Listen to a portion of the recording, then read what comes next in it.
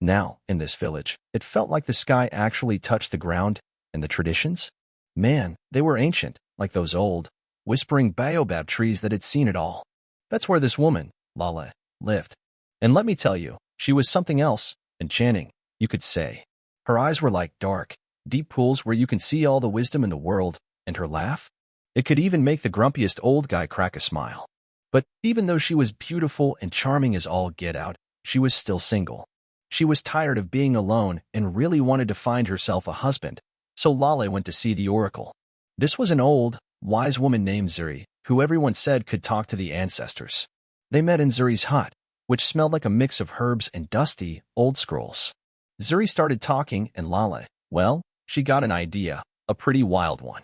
She was going to sleep with every single eligible man in the whole village. Yeah, you heard me right. She figured that way she'd not only find the right guy for her, but also make sure they got the best possible leader for their people in the future. Well, as the weeks turned into months, the village started buzzing like a beehive. Lala's search for a husband became the thing everyone talked about. You couldn't go to a gathering without hearing about it. Eventually, Lale found out she was pregnant.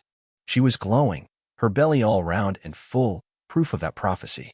As she got closer to her due date, you could cut the tension with a knife. Every family with a son who was eligible started claiming that the baby was theirs. They were all trying to get a head start on becoming the next ruling family. Then, right in the middle of all this chaos, Lale had a healthy baby boy. The village celebrated, but the party didn't last long because they had a big problem. Who was the baby's father? Who was the next ruler? The elders were arguing, the wise were gossiping, the warriors were sharpening their spears. Everyone had their own theory, and every guy wanted some kind of test. The village was about to fall apart, and the only thing that could save them was finding out who the father of this kid really was. But Lale, she was cool as a cucumber. She knew that the prophecy wouldn't let her down, and it wouldn't let the village down either. So, there she was, holding her newborn son, just waiting for the answer that would change everything. A week went by since Lala had her son, who she named Jabari, which means he who knocks at the door. And it sure felt like Jabari was knocking on the door of a brand new era for the village. But it was an era filled with a whole lot of questions. The Council of Elders, the guys who made all the big decisions, got together under the oldest baobab tree. Even the tree seemed to be drooping under the weight of what they had to decide.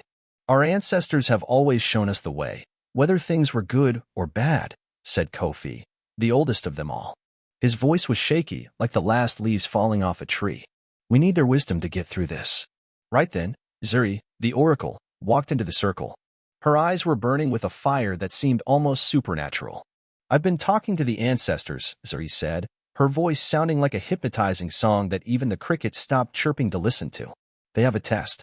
It'll show us not only who Jabari's father is, but also who should lead our people. Man, you could hear a pin drop in the council. Even the elders, who'd seen everything under the sun, were blown away. The test, Zuri went on, will be that each of these guys who think they're the father has to take a trip to the sacred mountain. She said at the very top, there's this special rock, a moonstone, that's got all the wisdom of our ancestors inside it. Whoever comes back with that stone is going to be the real father and the next leader of the village. You could hear everyone gasp. The sacred mountain was no joke. It was full of dangerous animals, tricky trails, and, worst of all, these spiritual challenges that could break even the toughest guy. But the elders knew they didn't have any other choice. After a long silence, Tabo finally spoke up. Then it settled. Every one of them will head out at sunrise in 3 days. May the ancestors watch over us. When the council broke up, the village square was a mix of everything. Excitement, fear, hope. It was a real crazy scene. Lala, holding Jabari close, felt the sense of peace come over her. The ancestors had set things in motion, and now it was up to the men to prove what they were made of. But even she couldn't guess what was going to happen next because that trip to the sacred mountain was going to reveal some wild stuff. It was going to change the village and its people in ways they couldn't even imagine. When dawn came 3 days later, you could feel the anticipation in the air. It smelled like burning sage as people lit incense, hoping the ancestors would bless the journey. 6 guys were standing in the square, each one saying Jabari was his son. You could see all kinds of emotions on their faces, eagerness, fear, and this buzzing excitement that was almost too much to handle. Lale, with Jabari in her arms, just watched them. She looked each of them in the eye, sending a silent message like, "May the best man win." Then, with a horn blowing and drums beating, they took off. Each guy had a bag with stuff to offer, cola nuts, palm wine, and special charms to honor the spirits of the sacred mountain.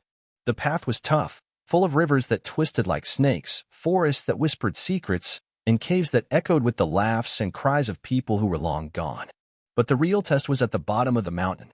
There was a stone altar there, with old writings about heroes and gods, love and betrayal.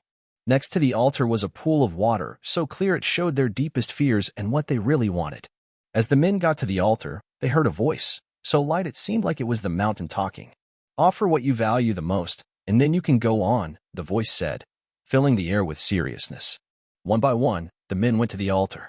Some offered gold, others offered things that had been in their families for generations, but nothing happened. The voice. So, the path to the top stayed closed, like it was laughing at them for even trying. Finally, it was Almari's turn. Now, Almari wasn't the richest or the strongest guy there, but he was known for being wise and humble. Instead of putting something on the altar, he knelt down and said a prayer. He prayed for the village, for Lala, and for all the kids who would come after them. As soon as he finished, the altar started glowing a soft light, and the path to the top opened up, like it was waiting for him all along. Knowing he was the one, the guys followed Almari as he took the lead. It seemed like the weight they were carrying got a little lighter, and they felt a little stronger, knowing that being a leader was about more than just having money or muscles. It was about having a good heart. The climb up that sacred mountain was something else. It felt like every step was a dance between what was real and what was holy. They were pushing themselves physically, but they were also learning something about themselves. It got harder to breathe, but they started noticing things they never had before. Every rock, every gust of wind felt like it was telling them something. Finally, they got to the top, where it felt like you could reach out and touch the stars. There it was, the moonstone, glowing in the moonlight, like it had a heartbeat. Almari went up to it, his hands shaking as he touched it. The moonstone lit up even brighter, shooting a beam of light up to the sky. Then it came back down like a waterfall of light, covering Almari. "Almari, son of Kofi," a voice boomed, "you've proven yourself. This child, Jabari, is yours, and you're meant to lead your people." Almari was so overwhelmed he fell to his knees. The other guys were quiet, humbled by what they just saw. All the jealousy and competition they had felt before just disappeared. As they walked back down the mountain, they could see the village in the distance, bathed in the early morning light. They felt different, changed by the trip.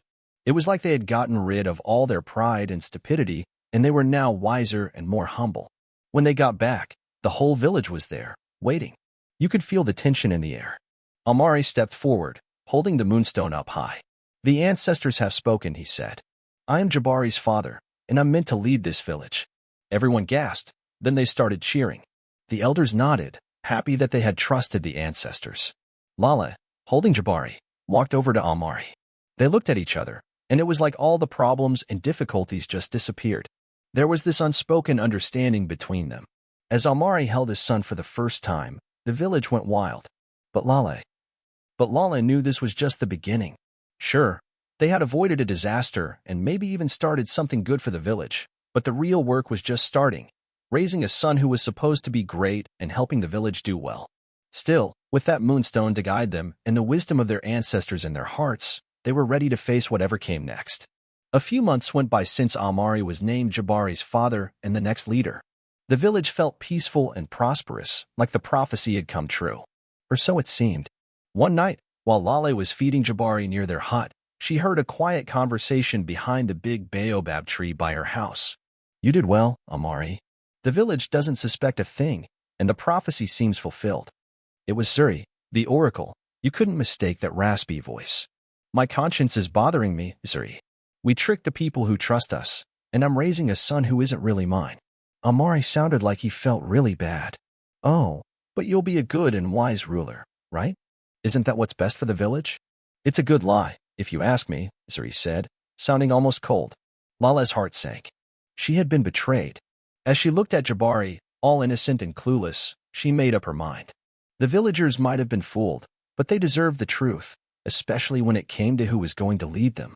And Jabari deserved to know where he came from. But how could she tell everyone without causing chaos all over again? Lala knew she had to be careful. That moonstone, the thing that said Almari was the real deal, suddenly seemed like a lock on a secret. A secret that only Jabari's real father could unlock. As the village slept, not knowing what was about to happen, Lale started planning. She was going to come up with a test that would show who the real father was, no questions asked. But first, she had to make sure that Moonstone was real. If it was part of the lie, then its power might still point to the wrong guy. She had to have a special ritual done, something only the wisest people knew about.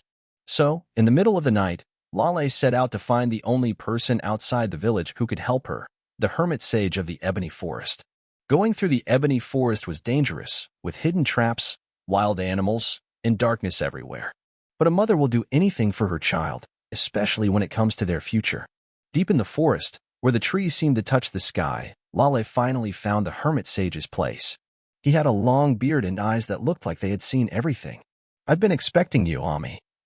"I've been expecting you, Lale," the sage said. "The forest has ears, and your troubles haven't gone unnoticed." Lale, trying to stay calm, told the sage everything: Jabari's birth, the trip to the sacred mountain, and the conversation she overheard between Amari and Zuri. "I just want the truth," she said. "Can the Moonstone still show me who Jabari's real father is?" The sage stroked his beard, thinking hard before he spoke. "That Moonstone is an old tool for finding the truth.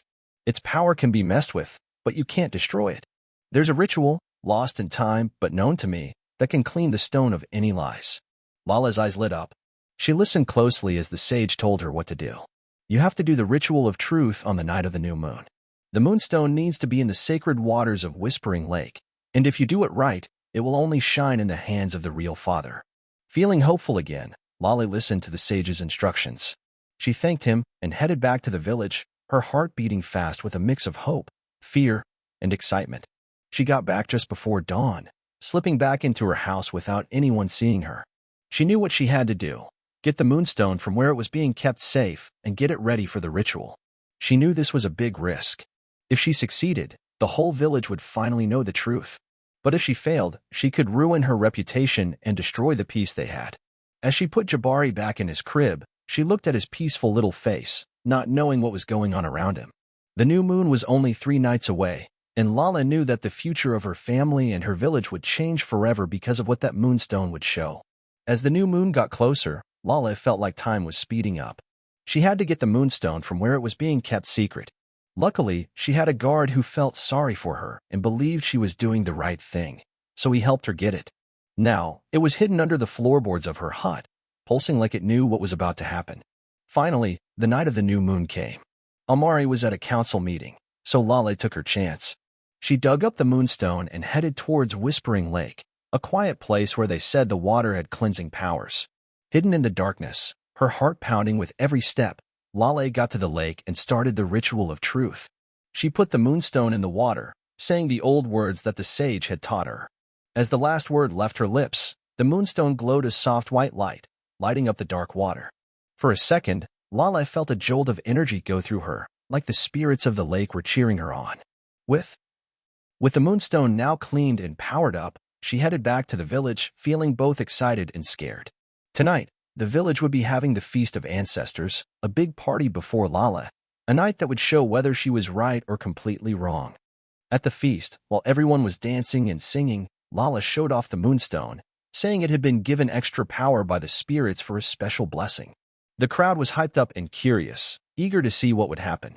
Following the old rules, let each guy who might be the father hold the stone, Lale announced, sounding confident. The real father of Jabari will make it light up. One by one, the men came forward, holding the Moonstone tight. But the stone stayed dark, like it was holding back its power. Finally, it was Almari's turn. The crowd held its breath. Almari held the stone, and it flickered a little, but didn't fully light up. People started whispering, surprised and confused. Before anyone could say anything, a voice shouted from the back. "Wait, the stone doesn't just talk to the hands that hold it, but to the eyes that look at it. Lale, look at the stone." It was Zuri, her eyes shining with a mix of fear and excitement. Lale looked up to meet Almari's eyes, then looked down at the Moonstone. At that moment, the stone flickered like crazy and then went completely dark. Everyone gasped. Almari's face turned pale. Lale looked at the crowd, and they all knew Almari wasn't the real father. The silence was broken by Zuri's crazy laughter. "See? Even the best plans can fail when the spirits get involved." After the ritual failed, the village was a mess of confusion, anger, and curiosity. The elders called for a meeting right away, and you could feel the tension in the air. Zuri spoke first, sounding like she was both sorry and revealing something. My friends, we've been caught in a web of lies. The spirits have spoken through the moonstone. Amari isn't the real father. But this should be a time to wake up, not to fight. The council started arguing and accusing each other. Finally, the chief elder, Elder Baraka, stood up, his old wisdom making everyone be quiet. Enough, he yelled. The ancestors aren't happy with what we've done. We need to find the truth and not let this tear us apart. Turning to Lala, he said, "You've asked the spirits and found a terrible truth. What do you want us to do now?" Lala sounded firm. "I want another ritual, one that can't be messed with. Let every man in the village come forward and take an oath by the river of truth. They'll say if they're the father, and the river, which is like a god, will show us who it really is." The council agreed, and they set the ritu. Nobody slept that night. They were all dreaming about scandals and big changes. As the sun came up, the village gathered by the river of truth, the water that was said to be blessed by the gods.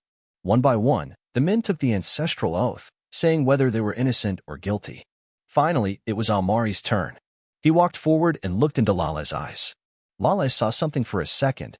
Was it regret, or maybe a silent plea for her to forgive him? Almari dipped his hand into the river, saying the oath in a serious voice. As he spoke, the water around his hand swirled, but didn't change color. That meant he was telling the truth. The crowd was holding its breath, waiting for a sign. Suddenly, someone cried out from the back. Everyone turned to see a young man, Sephu, trembling as the water around his hand turned a bright gold. That was the sign that the truth had been told, according to the rules. "Sephu, son of Ogbo," Elder Baraka announced, "you are the real father of Jabari, as decided by the river of truth." The crowd gasped. Sephu was one of the quietest guys in the village, hardly ever involved in anything. As Sephu stepped forward nervously, Lale looked into his eyes. She saw honesty and sincerity, the thing she had been looking for all along. The fact that Sephu was Jabari's real father shook the village. People whispered as Sephu walked over to Lale and Jabari, looking humble and strong in a quiet way. Elder Baraka stepped forward, making everyone be quiet. "The river of truth has spoken. Sephu is the father, and we have to respect that decision." He looked at Almari and Zuri, his eyes narrowing. "As for the ones who tricked us, they'll have to answer to the Council of Elders." Sephu stood next to Lale and Jabari. Lale felt like a new chapter in their lives was starting, one filled with honesty, respect, and love, things that had been missing lately. "As the rightful father, I'll do my best to live up to this," Sephu said, sounding really determined. The villagers left, their minds buzzing with relief, curiosity, and a bit of doubt. You could feel the tension in the air. It was clear that things would never be the same. That night, the Council of Elders had an emergency meeting to talk about what to do with Almari and Zuri. The room was tense as the elders thought about what to do. Finally, they made a decision. Almari would be stripped of his title and made to do public service as a way to make up for what he did. Zuri would be kicked out of her job as the Oracle, and someone new would be chosen to take her place. Both of them would have to face the village. The next day, Almari and Zuri had to apologize to everyone for lying. You could feel the shame in the air, but also a bit of sadness, reminding everyone that even when you mean well, things can go wrong if you don't tell the truth. It seemed like the prediction that Jabari was meant to lead was coming true. The village started doing better in surprising ways. The crops grew more, people argued less, and they felt more united than ever before. Even Almari, feeling bad about what he did, found a way to make up for it. And Zuri, even though she lost her job, started living a quiet life, thinking about things. Her wisdom wasn't mixed with lies anymore. So, in a village that had been turned upside down, a new day began, brighter and wiser, full of hope. Sure, there would be tough times ahead, but the people had learned the importance of truth and unity, and that made all the difference. And so, Lale, Sephu, and Jabari were standing at the start of a new life, knowing that truth, once it comes out, has the power to heal, bring people together, and create a better future.